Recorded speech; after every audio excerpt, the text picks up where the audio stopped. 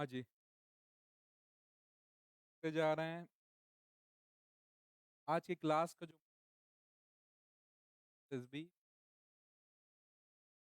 2020 का है, कैसे टैकल करें, इसलिए मैथ सब्जेक्ट के बारे में अपने एक प्रॉपर एनालिसिस कराता हूँ कि इसका क्या सिलेबस है। इसके अलावा डिस्कस करेंगे आज क्या सिलेबस है, एंड इसके अलावा लास्ट ईयर्स आपका 2025 आपका लास्ट ईयर्स में 22 है का एक आपको मैं quiz दूंगा कि किस टॉपिक में देख लेते।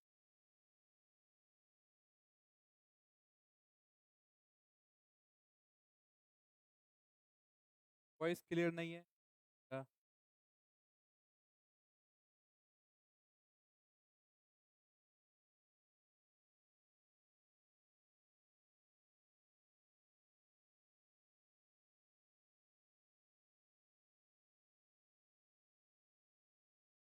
पर इसको मैं दोबारा फिर से।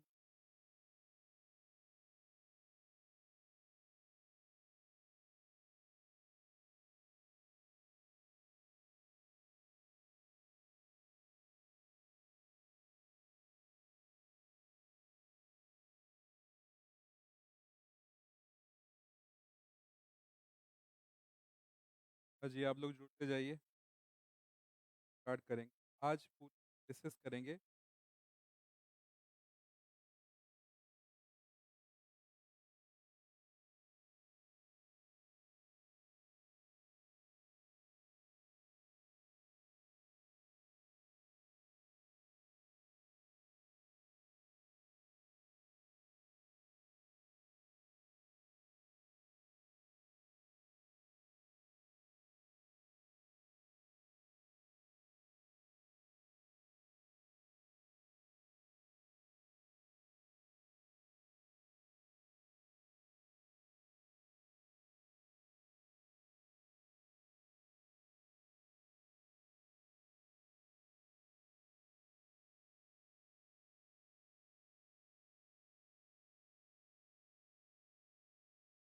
हाँ, वॉइस का जैसे बता देंगे तब स्टार्ट करेंगे, तब तक आप वेट करिए।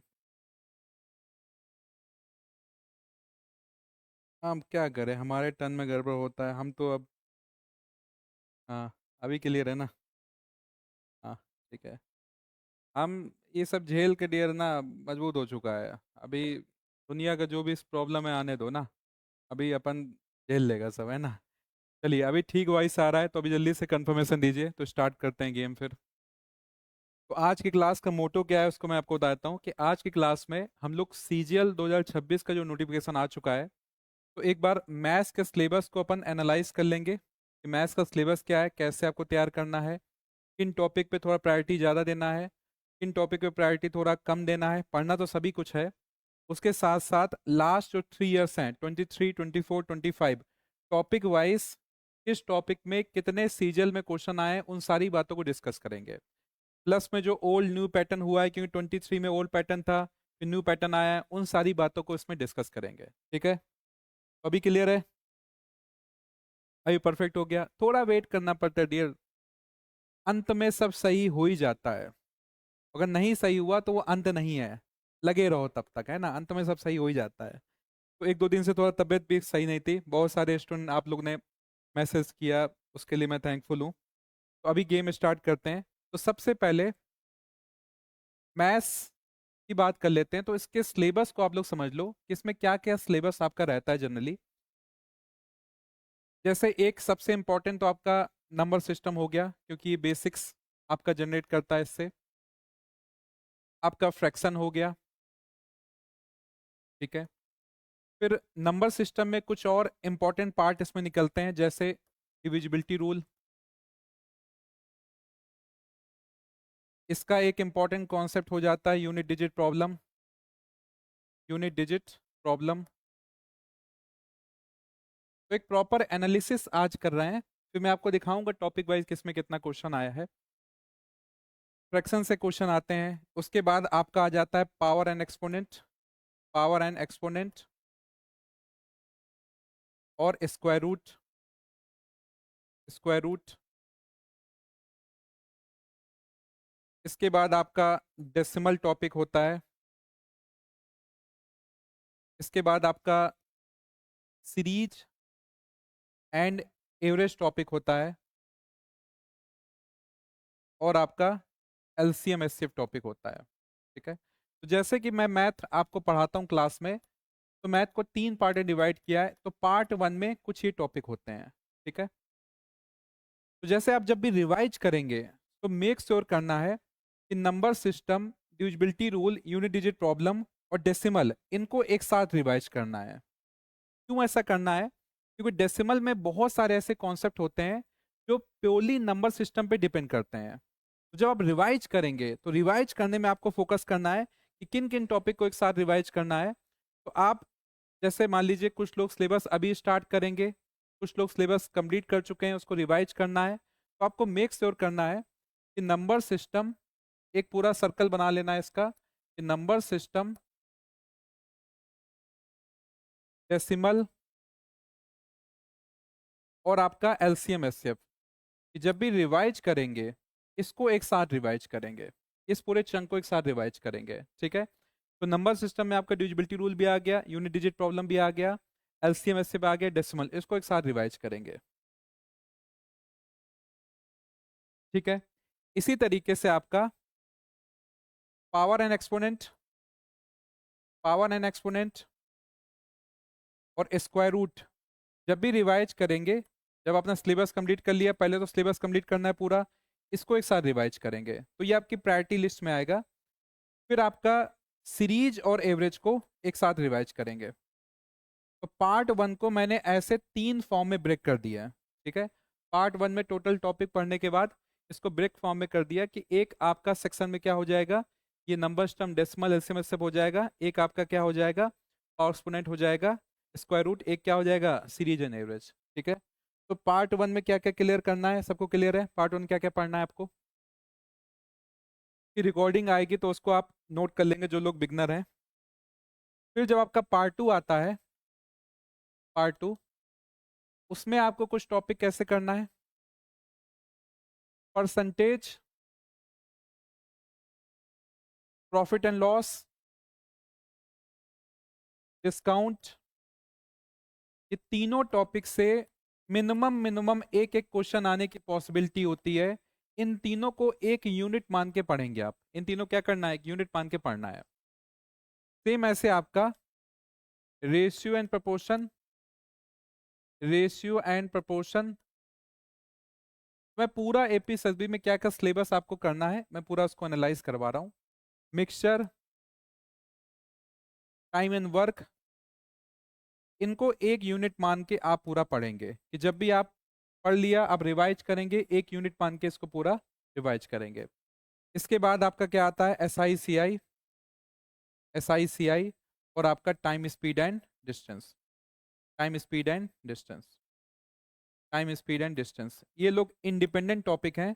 एस आई सी आई किसी को लेना देना नहीं है, इस टॉपिक का भी किसी को लेना देना नहीं है। ठीक है, इंडिपेंडेंट टॉपिक है।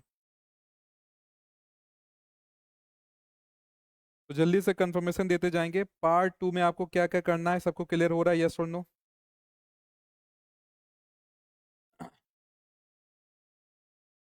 देखिए, मैं पहले आपको जो एपी एसएसबी एग्जाम का सिलेबस है उसको ब्रेक डाउन करके एक ओवरव्यू रेडी करवा रहा हूँ कि आपको मैथ्स में क्या क्या कंप्लीट करना है।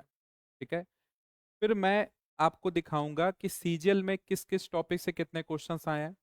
फिर एक जो मेरी एनालिसिस है कि आपको किस टाइप से मैथ को टैकल करना है कि मैक्सिमम, अगर आप 50 में 50 मार्क्स का टारगेट कर रहे हैं वो मार्क्स अचीव कर पाए, तो वो कैसे करना है, वो सारी बातों को डिस्कस करेंगे। ठीक है,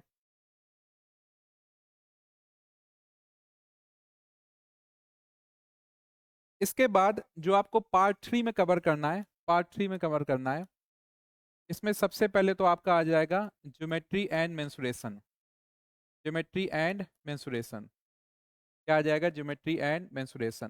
ठीक है, तो ज्योमेट्री एंड मेंसुरेशन में क्या क्या आप कवर करेंगे, तो इसमें डियर सबसे पहले आपका आएगा line and angle, triangle,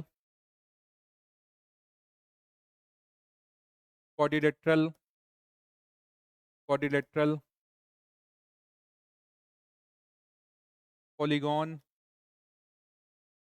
circle, और फिर आपका आ जाएगा 3D, 3D। ठीक है, ये आपका ज्योमेट्री एंड मेंसुरेशन में आपको कवर करना है, तो ये एक बड़ी यूनिट है। ठीक है, इसके बाद आपका स्टैटिस्टिक्स, इसके बाद आपका table and graph, table and graph, फिर आपका बेसिक एल्जेब्रा। मैं एल्जेब्रा की बात नहीं कर रहा हूं, बेसिक एल्जेब्रा जो सिंपलीफिकेशन के लिए यूज होता है, सिंपलीफिकेशन में काम आ जाता है, बेसिक एल्जेब्रा उतना कर लेना है।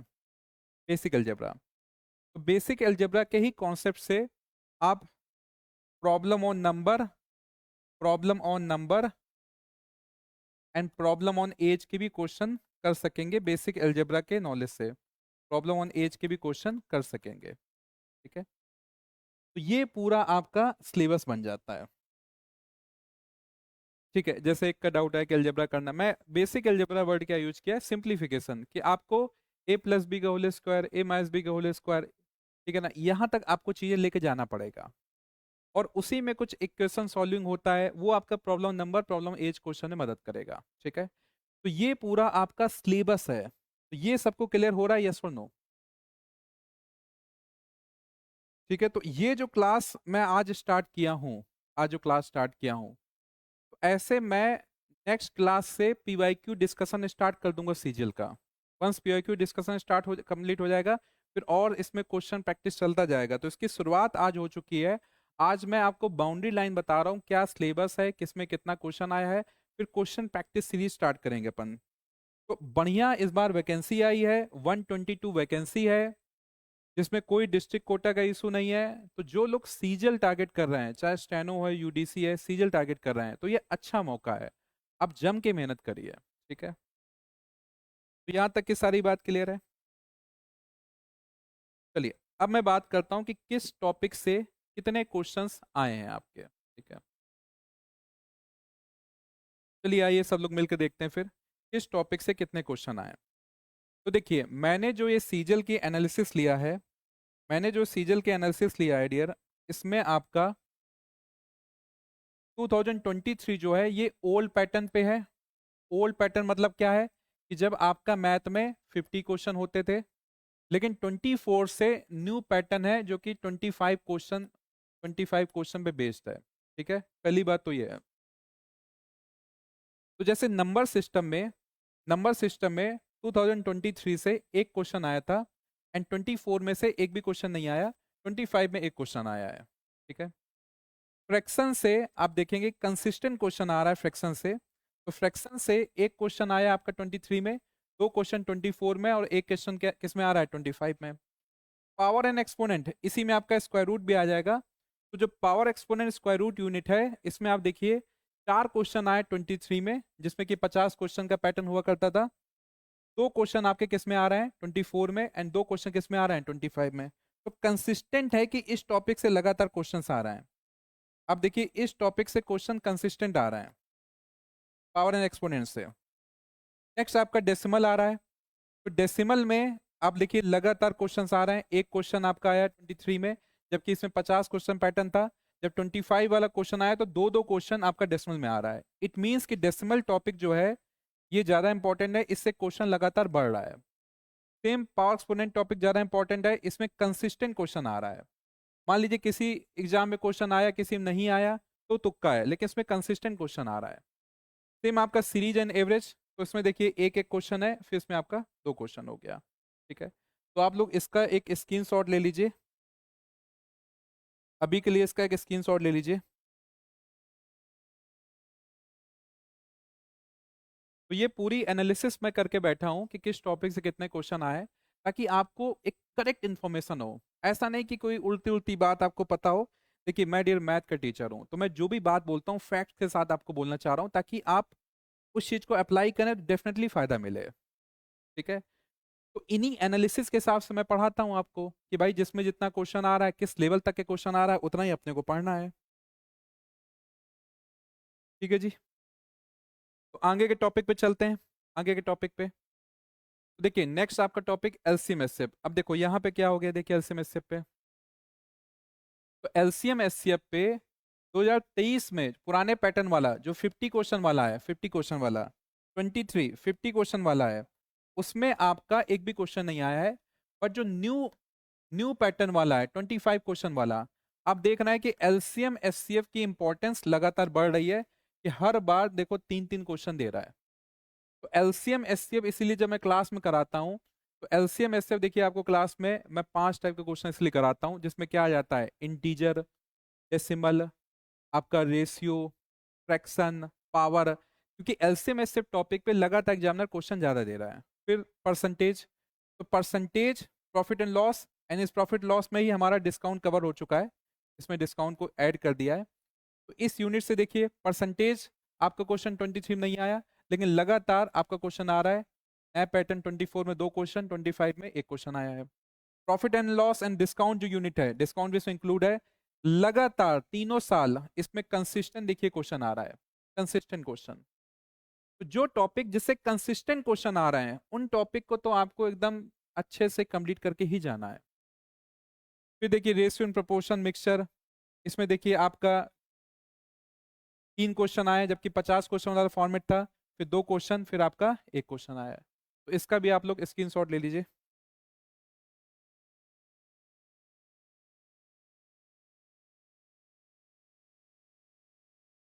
तो ये पूरी एनालिसिस आपको ये मदद करेगी कि किस टॉपिक से कितना क्वेश्चन आ रहा है सीजीएल में। आगे बढ़ते हैं next. Now time and work. तो टाइम एंड वर्क में भी देखिए आपका कंसिस्टेंट क्वेश्चन चल रहा है, कि एक क्वेश्चन 23 में, 24 में एक, एंड 25 में क्या हो गया, 2 क्वेश्चन आ गया। Time speed and distance important topic है। एक क्वेश्चन 23 में, 24 में एक, एंड 25 में क्या हो गया, 2 क्वेश्चन आ गया। Simple interest, simple interest compound interest को अलग कर दिया गया, अलग अलग कर दिया है। अगर इनको एक साथ भी कर लोगे, simple interest plus compound interest एक टॉपिक बना लो, प्लस कंपाउंड इंटरेस्ट, तो देखिए हर बार क्या हो रहा है, एक एक क्वेश्चन आया है। तो एसआई सीआई से क्या है कि हर बार एक एक क्वेश्चन है। अब ज्योमेट्री में देखिए गेम हो गया। तो ज्योमेट्री में क्या है कि 23 में जो ओल्ड पैटर्न वाला था, 8 क्वेश्चन आए। कितने क्वेश्चन, 8 क्वेश्चन। फिर आपके कंसिस्टेंट कितना क्वेश्चन आ रहा है, एक क्वेश्चन। इस बार कितना आया है, 2 क्वेश्चन आया है। ठीक है, इसका भी स्क्रीनशॉट ले लीजिए। तो ये देखिए, मैं एज ए मेंटर, मेरा काम क्या है कि रिसर्च करके आपको उतना मटेरियल प्रोवाइड करना कि जितने से आपका काम बन जाए। ठीक है। जब भी मैं क्लास में आपको इन बातों को बोलता हूँ कि भाई इतने से काम बन जाएगा, क्यों बन जाएगा, क्योंकि उसके पीछे की हमारी वो जो टीम है उनकी रिसर्च है। अब रैंडम आप पढ़ते जाओ इधर उधर की चीजें, एग्जाम पास में आ जाएगा, आपका सिलेबस ही कंप्लीट नहीं होगा, कहाँ से आप कॉन्फिडेंट होंगे। तो जिस टॉपिक में कितना आ रहा है, क्वेश्चन का लेवल कैसे आ रहा है, चेंज क्या हो रहा है, उन सारी चीजों को हम लोग डिस्कस करके यहाँ पे चल रहा है। तो मेंसुरेशन जो पार्ट है, ज्योमेट्री में क्या है, प्रॉपर्टी आती है। मेंसुरेशन जो पार्ट है, तो मेंसुरेशन में 23 में कितने क्वेश्चन थे, 11, एंड 24 में कितना है, 2, एंड 25 में कितना है, 2। तो अगर आप ज्योमेट्री एंड मेंसुरेशन को मिला दीजिए, ज्योमेट्री एंड मेंसुरेशन को मिला दीजिए, ज्योमेट्री और मेंसुरेशन को अगर मिला देंगे, तो आप देखिए कि 23 में 11 और 8 कितना, 19 क्वेश्चन था। 50 में से कितना, 19 क्वेश्चन आ गया ज्योमेट्री एंड मेंसुरेशन से। 24 में 2+1 कितना आ रहा है, 3 क्वेश्चन। एंड 25 में 2+2 कितना आ रहा है, 4 क्वेश्चन आ रहा है। क्लियर है। तो ये जो ज्योमेट्री एंड मेंसुरेशन है, एक इंपॉर्टेंट यूनिट है, हर साल अच्छे इसमें मार्क्स आ रहे हैं। 23 में तो चलो बहुत ही ज्यादा पूछ दिया, लेकिन इसके बाद भी देखिए कंसिस्टेंट है, 3 क्वेश्चन मतलब 6 नंबर, 4 क्वेश्चन मतलब 8 नंबर का आ रहा है ये। तो कंसिस्टेंट इस पे क्वेश्चन पूछे जा रहे हैं। ठीक है। इसके बाद टेक्नोमेट्री की जो बात है, टेक्नोमेट्री अब क्वेश्चन नहीं आ रहा है इस पे, लेकिन इसलिए मैं बोलता हूँ कि पढ़ लो भाई, क्योंकि अगर टाइम है तो उसको कंप्लीट कर लो, क्योंकि सीएसएल एग्जाम में जो 23 का सीएसएल एग्जाम हुआ था, उसमें क्वेश्चन टेक्नोमेट्री पूछ दिया था। तो टाइम मिले कर लीजिए। बाकी देखिए स्टैटिस्टिक्स टेबल एंड ग्राफ को कंबाइन कर दो, तो इस बार 7 क्वेश्चन थे, अदरवाइज 2 और 1 आपका क्वेश्चन। तो ये पूरा एक आपकी टॉपिक वाइज एनालिसिस है।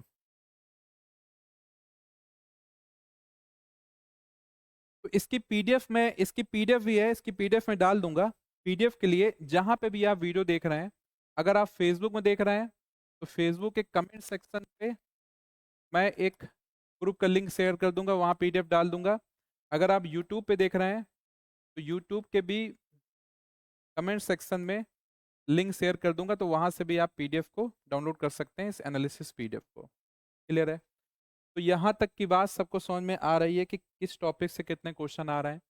तो जैसे कई स्टूडेंट का ये माइंडसेट होता है कि जैसे वो तैयारी स्टार्ट करेंगे तुरंत आएंगे कि सर हमको इम्पोर्टेंट टॉपिक बता दीजिए, इम्पोर्टेंट टॉपिक बता दीजिए। ठीक है, तो डियर आपको अगर प्योर शॉर्ट सिलेक्शन चाहिए तो आप इतना समझ लीजिए कि आप एग्जाम में जो सिलेबस मेंशन कर रहा है किसी भी टॉपिक को छोड़ के नहीं जाना है, आपको सारा सिलेबस को पढ़ के जाना है।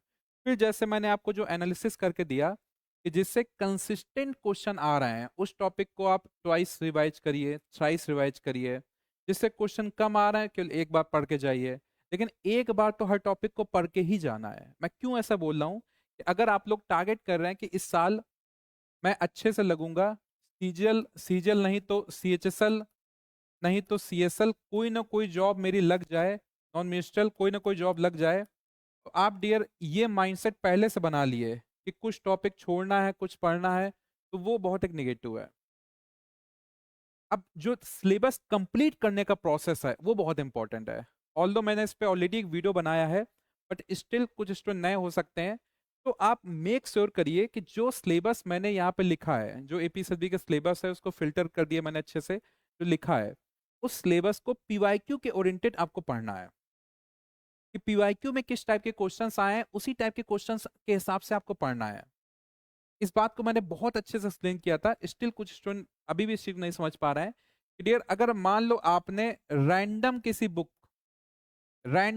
बुक को फॉलो किया या रैंडम यूट्यूब में एसएससी बैंक इन सब को देख के आपने फॉलो किया, लेकिन आप तैयारी फोकस कर रहे हैं किस चीज की, एपीएसएसबी की, उसकी फोकस कर रहे हैं। तो मैं एक एग्जांपल समझाऊंगा कि मान लीजिए नंबर सिस्टम में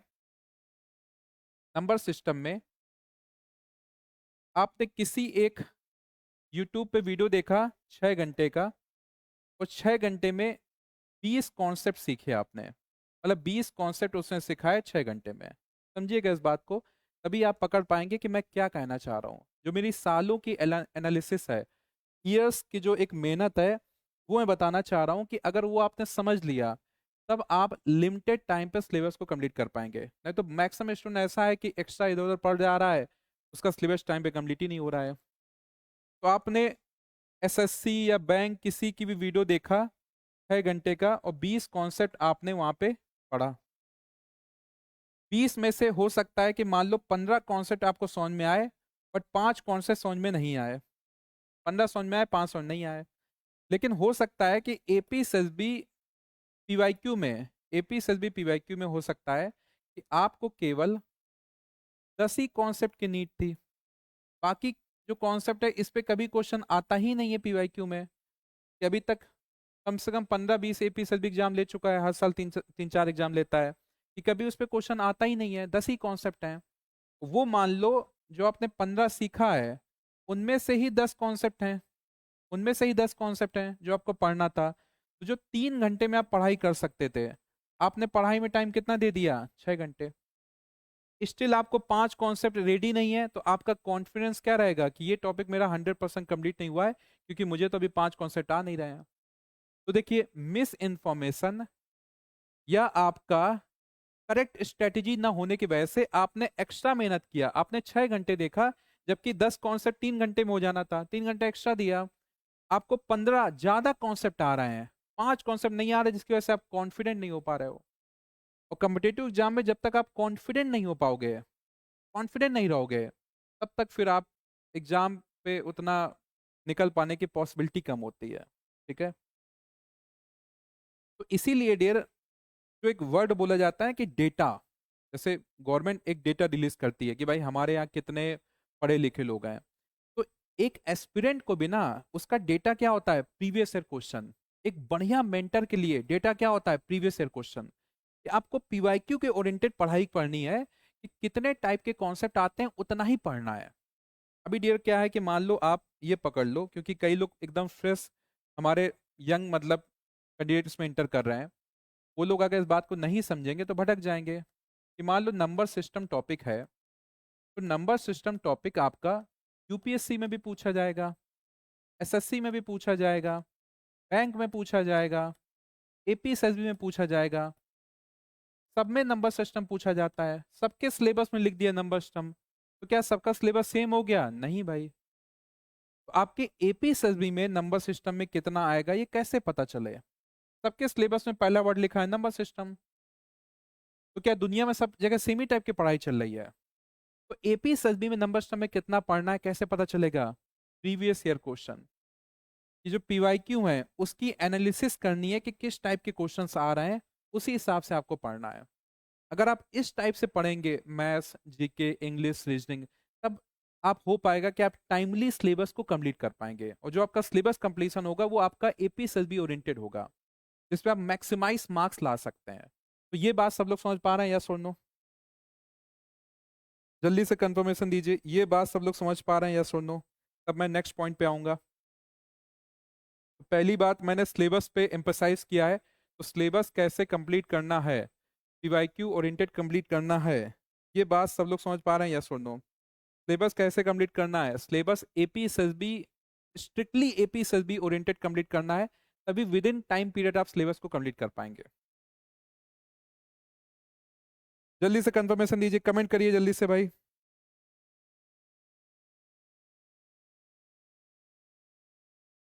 देखिए, आपकी नोटिफिकेशन आई है 9 मार्च को, एग्जाम है 31 मई को। आइडियली देखा जाए तो 2 महीने में सिलेबस कंप्लीट, 9 मार्च, 9 अप्रैल और आपका कितना, 9 मई को सिलेबस हो गया। उसके बाद आप क्या करेंगे बाकी टाइम पे? टेस्ट सीरीज अटेम्प्ट करेंगे, टेस्ट सीरीज।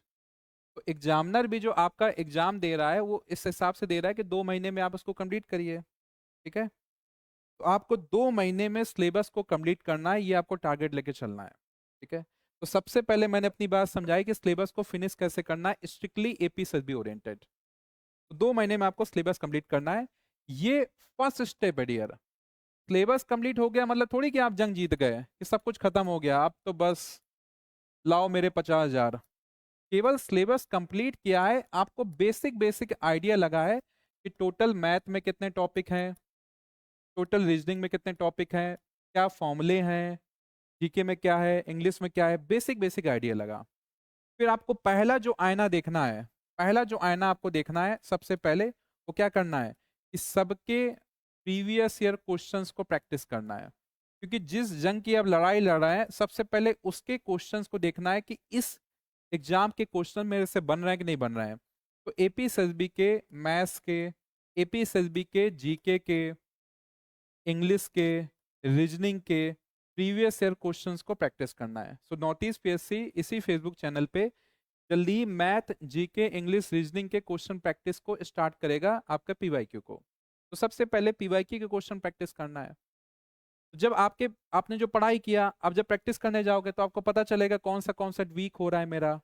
जो वीक हो रहा है वापस जाइए सिलेबस पे, अपना जो नोट्स बनाया है उस पे उसको दोबारा पढ़ो। तो इस हिसाब से अगर आप पढ़ाई करेंगे कि जहां मेरा वीक हो रहा है पीवाईक्यू हिसाब से, उसको क्रॉस चेक करके दोबारा रिवाइज करेंगे, तब आप एग्जाम के हिसाब से रेडी होंगे। इसके बाद भी बात नहीं बनेगी, इसके बाद आपको क्या करना है कि भाई एग्जाम फाइनली आपको निकालना है, तो फिर आपको क्या करना है, कुछ एक्स्ट्रा क्वेश्चन प्रैक्टिस करना है। लेकिन ये जो एक्स्ट्रा क्वेश्चन प्रैक्टिस करेंगे, ये भी किस ओरिएंटेड होना चाहिए, जो आपने पीवाईक्यू लगाया है उसी पीवाईक्यू ओरिएंटेड होना चाहिए। अब ये तो एग्जैक्ट पीवाईक्यू नहीं होगा, इसी के ओरिएंटेड क्वेश्चन आप प्रैक्टिस करेंगे। तो सबसे पहले प्रॉपरली सिलेबस कंप्लीट करिए, आप पीवाईक्यू लगाइए अच्छे से, मिनिमम 3 बार पीवाईक्यू लगाइए, मिनिमम 3 बार। उसके बाद आप एक्स्ट्रा क्वेश्चन प्रैक्टिस करिए, एंड फाइनली फाइनली आपको क्या करना है, एग्जाम के पहले अपने आप को चेक करना है कि भाई मेरा कितना मार्क्स आ रहा है। तो आपको क्या करना है, अच्छे से आपको टेस्ट सीरीज को देना है। तो ये स्टेप्स अगर आप फॉलो करेंगे तब आपकी सिलेक्शन निकलने की स्ट्रॉन्ग चांसेस हैं।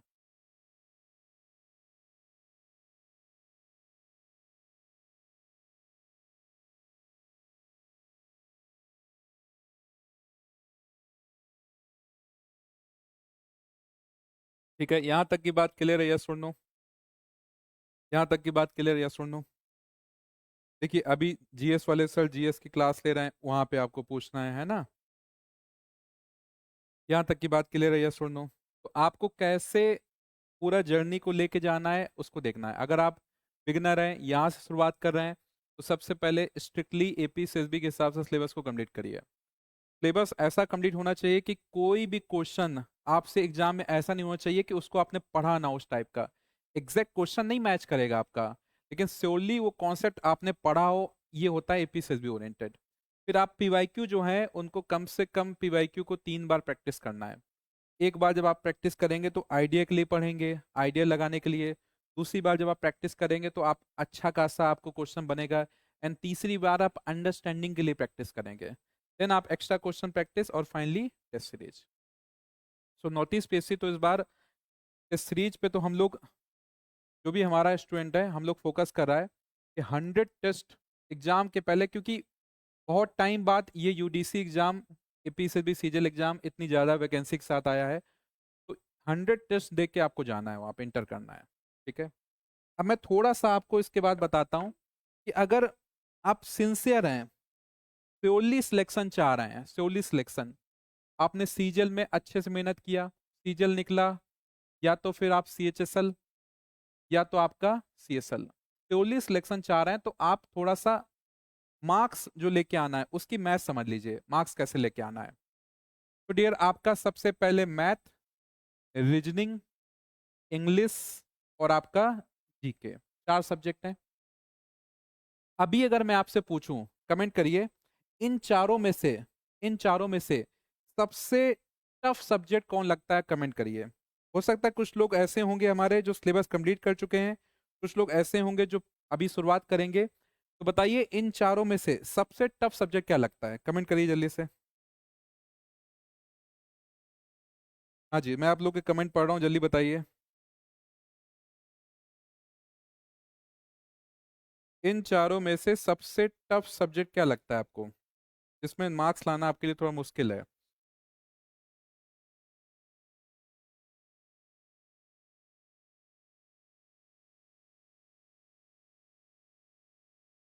तो मैं बिल्कुल सरप्राइज नहीं हूँ, बहुत सारे लोग अपना जीके को ही बोल रहे हैं।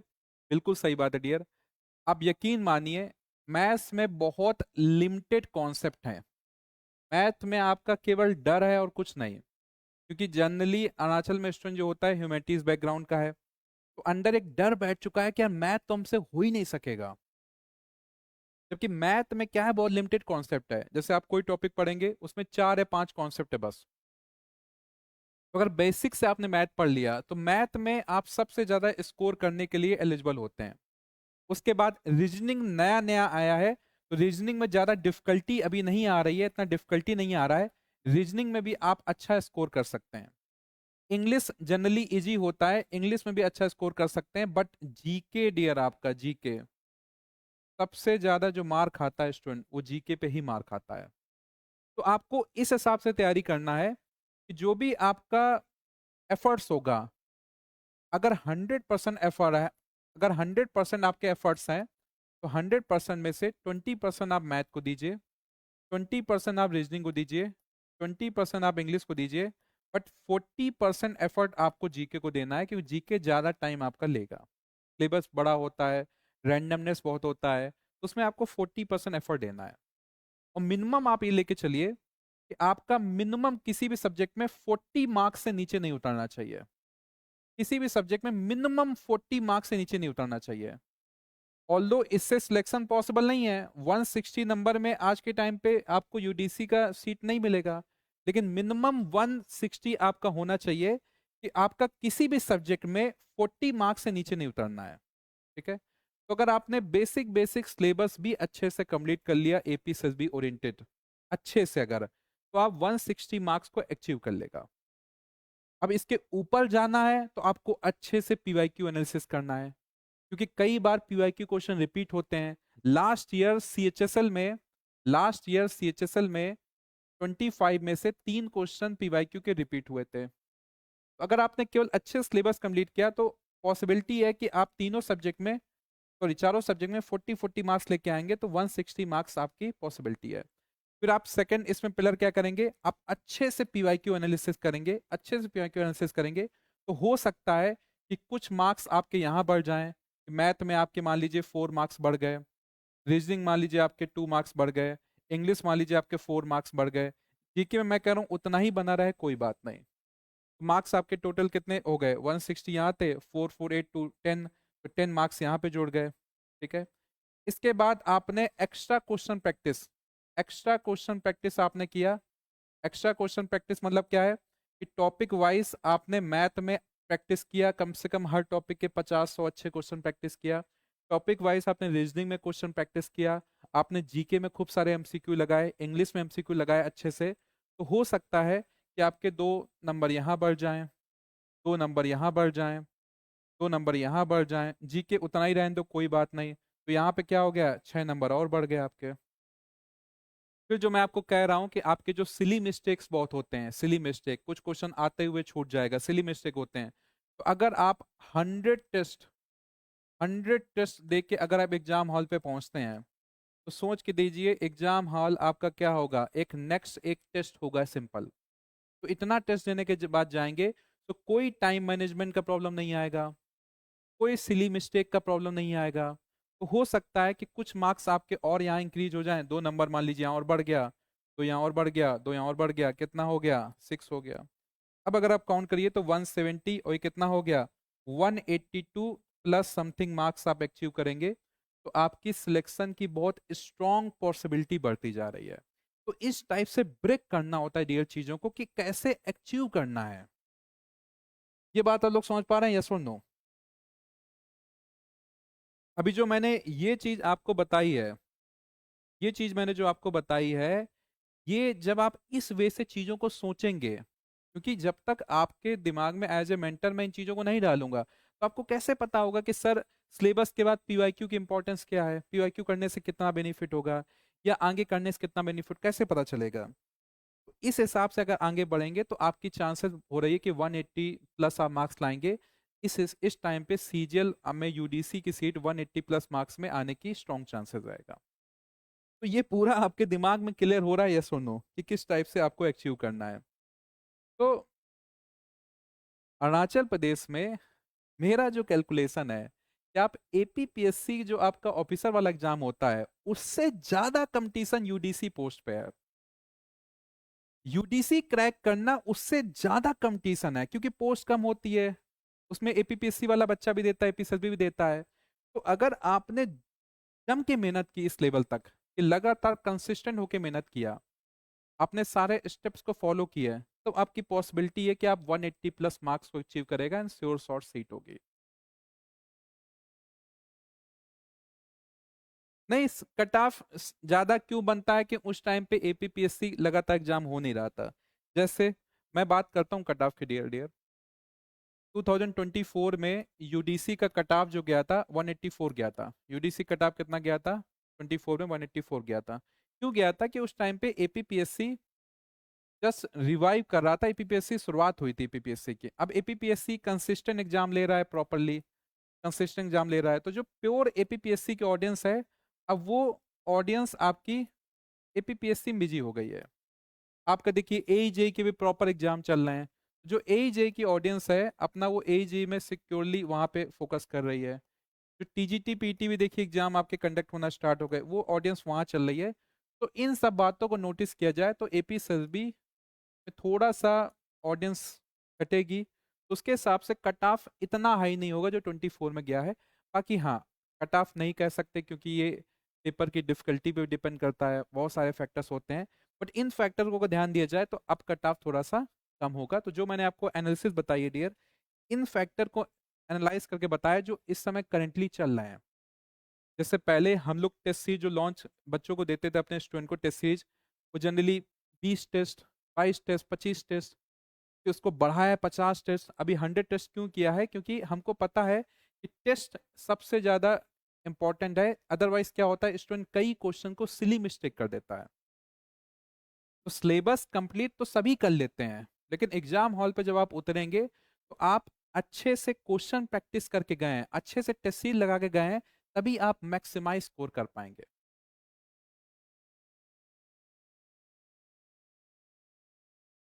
यहां तक की बात सबको क्लियर है, यस और नो? तो ये वो बात थी जो मेरे को अपने तरफ से डिलीवर करना था। अब आप लोग के कोई डाउट्स हैं आप लोग बता सकते हैं, बट प्लीज बी स्पेसिफिक। अभी मैथ्स ओरिएंटेड ही डाउट पूछिए, है ना, स्पेसिफिक, तभी मैं और अच्छे से मदद कर पाऊंगा कि ये वीडियो आपकी मैथ्स ओरिएंटेड ही बन जाएगी।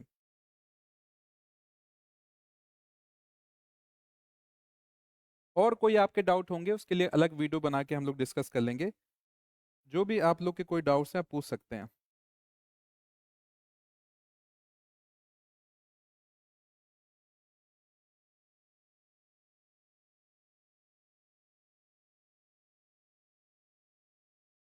तो देखिए डियर, वही बात है कि मैंने आपको ब्रेक डाउन करके समझाया कि सबसे पहले अच्छे से सिलेबस कंप्लीट करोगे, अच्छे से सिलेबस कंप्लीट करोगे तो हर हर सब्जेक्ट में मिनिमम 20 क्वेश्चन सही करना है, इतने इतने मार्क्स आप ला सकते हो। 160 बेस मार्क्स आप ला सकते हो। अच्छे से आपने पीवाईक्यू करोगे तो उसमें और मार्क्स आपके बढ़ेंगे, तो यहाँ जो एक्स्ट्रा बढ़ना स्टार्ट हो रहा है ये आपको सिलेक्शन की तरफ खींचेगा, ये आपको सिलेक्शन की तरफ ले जाएगा।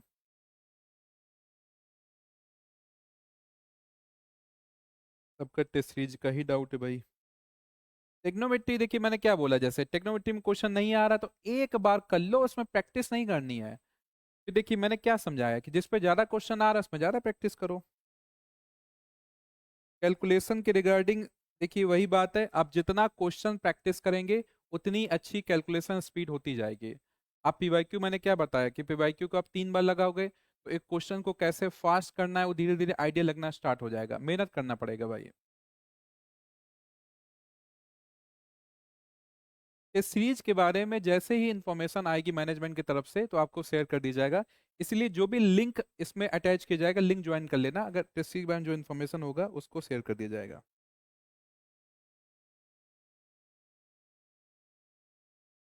अभी डियर एग्जाम हुआ नहीं है, आप कह रहे हैं जीके 40 मुश्किल है। इसी मुश्किल को तो आसान करना है। मैं कहाँ कह रहा हूँ कि यूडीसी आसान है, मैंने क्या कंपेरिजन कर दिया कि यूडीसी जॉब मेरे पर्सपेक्टिव में भले जॉब छोटी है एपीसीएस से, एपीपीएससी वाले जो एग्जाम है ऑफिसर के, लेकिन मेरे पर्सपेक्टिव में यूडीसी में ज्यादा कंपटीशन है, इजी है ही नहीं है। अगर आपका क्रैक करने का है कि मेरे को इस बार यूडीसी क्रैक करना है, कि अगर आपने जम के मेहनत किया, नहीं भी यूडीसी निकला नहीं भी सीजल निकला, आप आराम से एलडीसी निकालेंगे। जैसे एक मेरी स्टूडेंट थी तर्जुम हैदर जी उनका नाम था, उन्होंने बहुत जम की मेहनत किया सीजल के लिए, बहुत जम की मेहनत किया। जीके तो बहुत ज्यादा उन्होंने पढ़ा था, उनका कुछ मार्क्स रह गया नहीं निकला। फिर उनका जब सीएचएसएल एग्जाम हुआ टॉप 10 रैंक आया। तो अगर आपने अच्छे से तैयारी किया तो नेक्स्ट एग्जाम में आप सीधे रैंक फोड़ेंगे।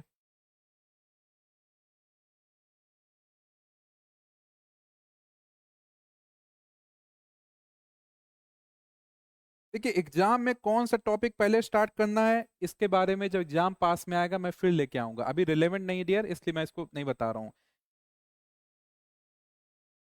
बुक का डियर ऑलमोस्ट काम हो गया है, तो बुक आपका अप्रैल, मिड अप्रैल तक आ जाने के चांसेस हैं।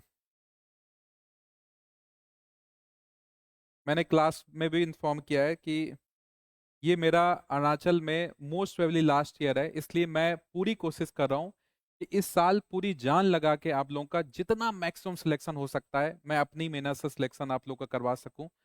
इसके अलावा मैं पूरी कोशिश कर रहा हूँ कि एक बढ़िया बुक जो एपी एसएसबी एग्जाम के लिए आपको एक्स्ट्रा क्वेश्चन प्रैक्टिस के लिए नीड होती है, कि आपको उसके बाद क्वेश्चन प्रैक्टिस की कहीं दिक्कत ना हो, ये सारी चीज़ें मैं अपनी तरफ से बिल्कुल अवेलेबल कराने का ट्राई करूंगा।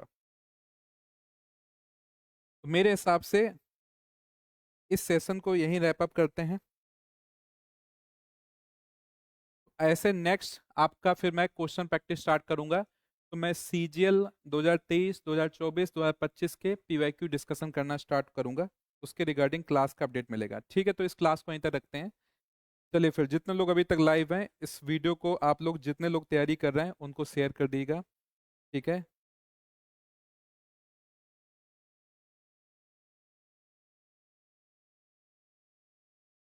देखिए बुक वाले पे अभी डिस्कशन नहीं करते हैं, उसको मैं फिर कभी एक्सप्लेन कर दूंगा किस टाइप से बुक है। यूडीसी में टाइपिंग टेस्ट नहीं होता डियर, यूडीसी में टाइपिंग टेस्ट नहीं होता।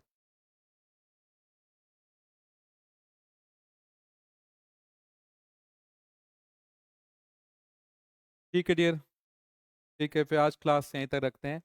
तो इस पूरी एनालिसिस को अच्छे से देखिएगा, जब भी आपको थोड़ा डाउट हो क्या पढ़ना है क्या नहीं पढ़ना है मैथ्स में, तो इस एनालिसिस को अच्छे से देखिएगा, ठीक है। चलिए फिर इस वीडियो को यहीं तक रखते हैं। जितने लोग अभी तक लाइव हैं, इस वीडियो को जल्दी से लाइक कर दो, जल्दी से लाइक कर दो। तो आज ही मेरा तबीयत सही हुआ है, आज से ही मैंने क्लास स्टार्ट किया है। तो आप लोग बस प्रे करते रहिए कि मेरा भी तबीयत ठीक रहे।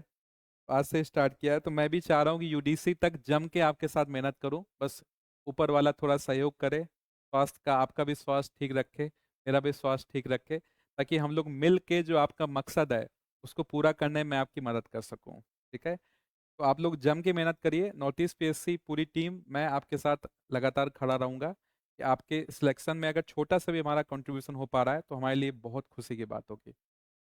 ठीक है डियर, इस क्लास को इधर रखते हैं। Thank you so much for time, thank you all of you.